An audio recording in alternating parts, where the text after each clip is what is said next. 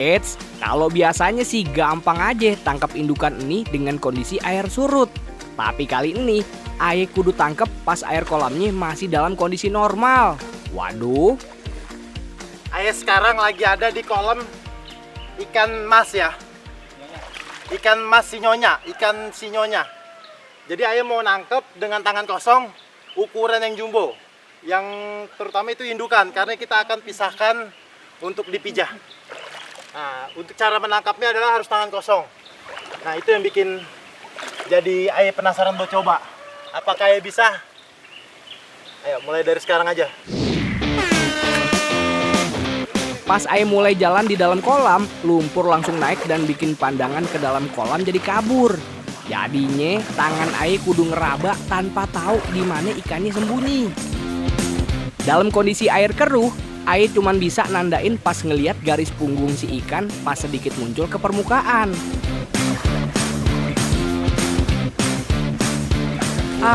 Akhirnya berhasil. Wih, dapat. Pelan. Nah, Aye dapat yang jumboan. Kang, ini target kita bukan Kang? Ya. Nah, ini target yang akan kita pijah.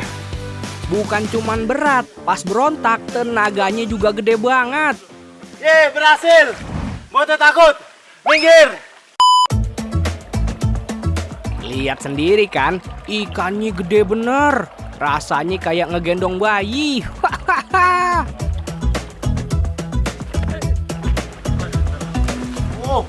Berat banget. Ikan mas sinyonya ini jadi varietas ikan mas hias lokal yang udah lama dibudidayain. Dapat julukan sinyonya tuh lantaran penampilannya yang anggun dan elegan, mirip kayak nyonya-nyonya. Buat yang hobi ikan hias, ikan mas sinyonya jadi salah satu ikan yang paling didemenin lantaran punya ukuran jumbo dengan penampilan yang cantik. Biar kagak stres, ikannya dimasukin dulu ke jaring. Sekarang Aye lagi sama Kang Ade. Jadi beberapa ikan yang ada tadi kita tangkap ya Kang, ya. Itu nggak semuanya kita pijah. Ya. Kita pilih yang paling ya. Super untuk dipijah. Kang, nanti bisa dijelasin sama Kang Ade ciri-cirinya yang udah siap banget untuk dipijah kayak gimana Kang. Nah ini contohnya ya. Ya. Oh iya nih, dari perutnya udah gendut ya Kang? Ya, betul. Isinya apa nih? Telur semua? Telur. Nah oke, kita amanin dulu Kang ya. Ini satu udah siap.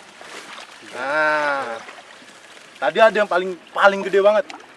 Paling besar banget nih. Mana nih?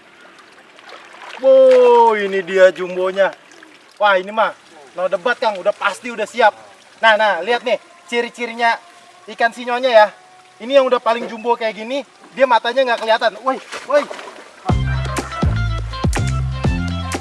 Nah, ayo Kang langsung masukin aja Kang. Wah, ini matanya udah bener-bener nggak kelihatan. Butuh pengalaman bertahun-tahun buat bisa baca kriteria ikan cuma modal ngelihat bentuk tubuh kayak begini nih.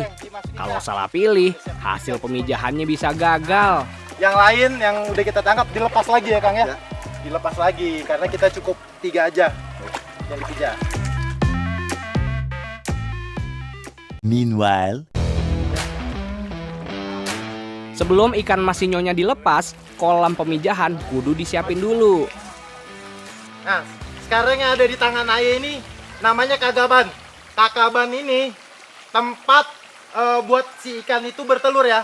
Jadi nanti ketika ikan itu mulai bertelur, nah telur akan ditaruh nih di ini bahannya tuh dari ijuk aren. Nah, ketika Aye taruh di sini, tuh. Nah, nanti ikan-ikan yang indukan itu dia akan mengelilingi sekitaran sini untuk menaruh telurnya. Kakaban itu istilah buat media tempat nempelnya telur ikan. Serat-serat dari serabut aren ini niruin tumbuhan air alami yang biasa dipakai ikan buat bertelur. Biar kate begitu, semua proses itu berlangsung secara alami. Setelah kita taruh kakabannya ini, nanti kita akan tunggu berapa jam Pak? Jam 1 malam. Jam 1 malam dia akan bertelur di kakaban ini. Dari sinilah bakal lahir calon-calon ikan yang banyak dan juga cantik. Nungguin ikan bertelur emang kayak orang kagak ada kerjaan. Abis ini, mending ayah panen bibit ikan mas sinyonya aja dah di lahan persawahan.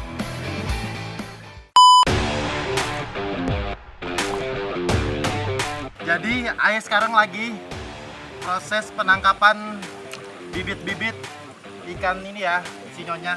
Pasti banyak yang bertanya, kenapa bibit-bibitnya ada di sawah? Jadi bibit-bibit ini didapatkan secara gratis. Jadi dari pemijahan itu si petani dapat gratis untuk dibesarkan di lahan persawahan ini yang belum siap tanam. Sawah yang belum ditanemin padi kayak gini jadi tempat pembesaran yang paling ideal. Di sini airnya tenang, sumber makanan dari plankton melimpah, dan juga lahannya luas. Sekalian bisa manfaatin lahan sambil nunggu musim tanam lagi. Kenapa harus pakai tangan? Jadi untuk ikan sinyonya ini dia harus dijaga si kulit atau sisiknya itu agar tidak kegores. Ketika dia pakai serokan pasti akan ada yang terluka.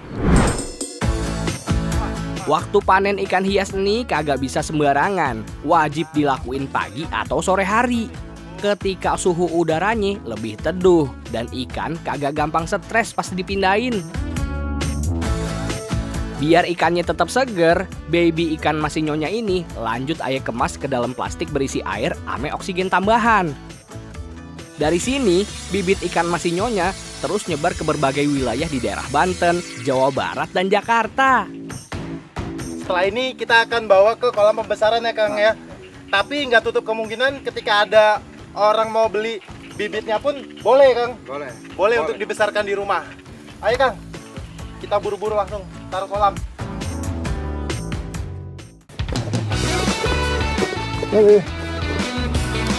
Wow, penuh-penuh.